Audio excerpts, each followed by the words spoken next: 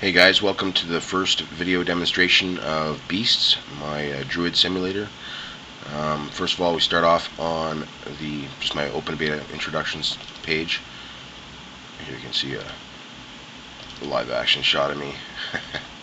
Not too exciting. Anyhow, this just basically tells you the basics about the open beta. Sorry, I got a bad cold right now, so I sound kind of froggy. Beast Me takes you to the start of the program. Here you pick either the Alliance or the Horde. Let's just start with the Horde. Here's where you enter in your level, your title, that's optional, all your skills, your allegiance, whether you're Alder or Scryers, your primary profession, and your secondary profession.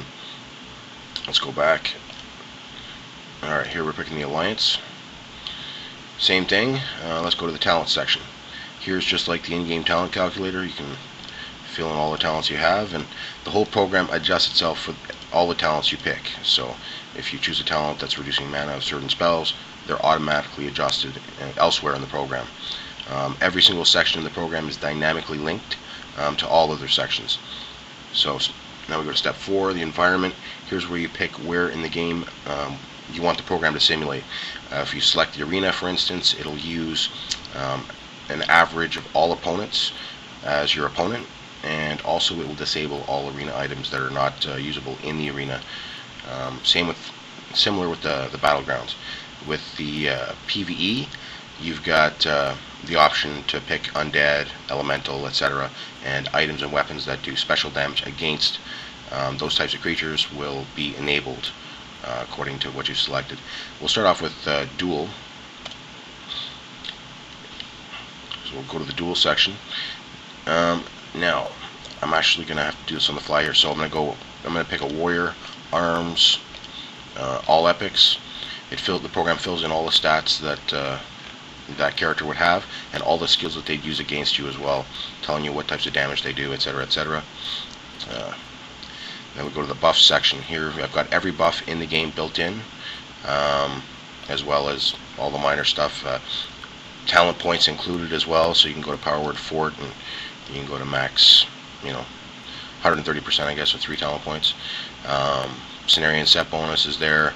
If you're Paladin, it asks you if you have the Librum of Truth. If you have the Devotion or a buff, which, whatever. There we go. Next section. I'm going to try and go fairly quickly here because I exceeded my time limit on YouTube last time.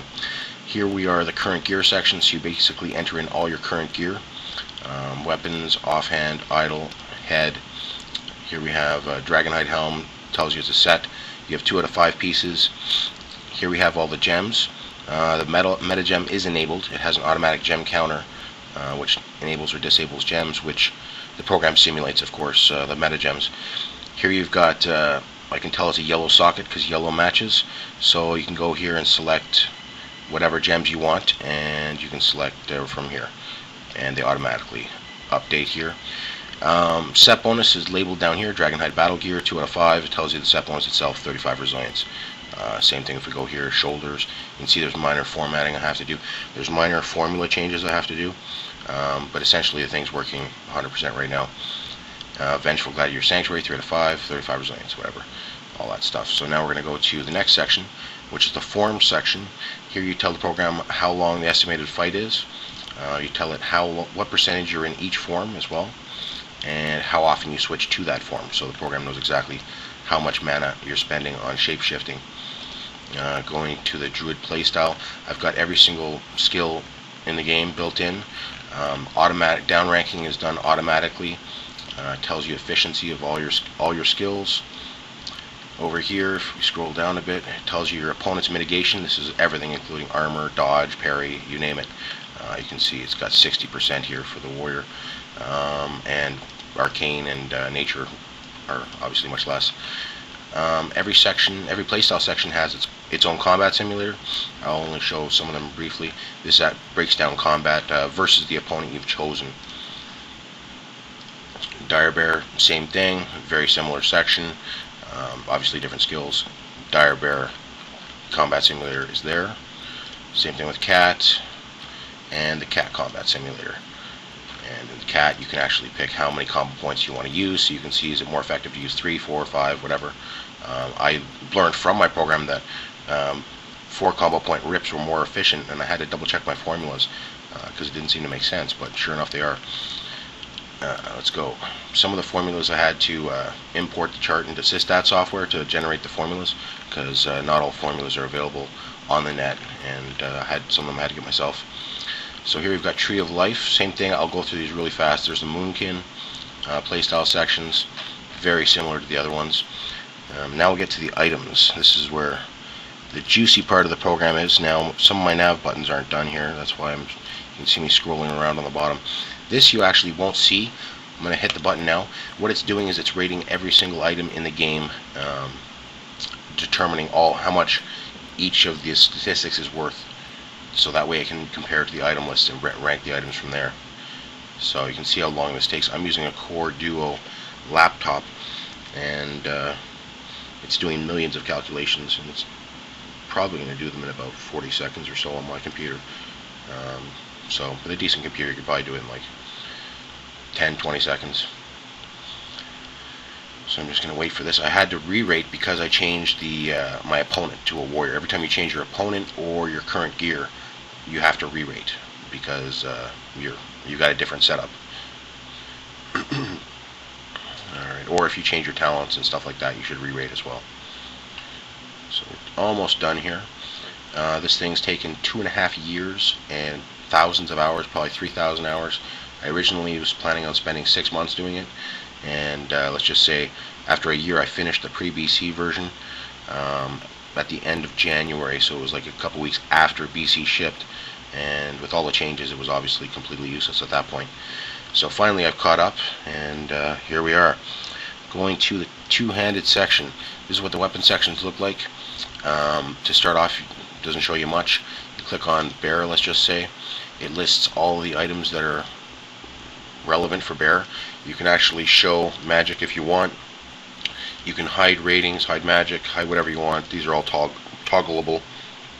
Up here, show locations. It tells you all the drop rates, quest names, factions, average auction house prices, etc., for all the items. But the exciting part comes when you click on the buttons. Let's just go Druid form. We'll go rank by healing. It ranks every item in the game by healing, and tells you exactly how much percentage your healing would go up. Apparently the Gladiator's Maul, which is obviously a feral weapon, is 522 anyways on the rank for healing weapons, because it's not supposed to be a good healing weapon. If we go bear and we rank by damage, we know it's going to show up a lot better, and sure enough it comes up as number 7 when we rank by that way. I've got mitigation, defense, threat, damage. The program has a built-in threat meter, and so it keeps track of that. All skills are shown. All procs, set bonuses, etc. are simulated. Some of them are really complex. If I go to the trinket section, there's an insane amount of things that I had to dig deep into the simulator. If it procs chance on Moonfire, I have to know how many times you're casting Moonfire in the time allotted, and what the proc chance is. And you know, some of them are a lot. Some of them took me a couple hours just to do one trinket, to simulate one trinket, for instance. So, and yeah, as you can see, I've got every item in the game built in, level 60 to 70. You wouldn't want to have, if it's not on this list, then you don't want it.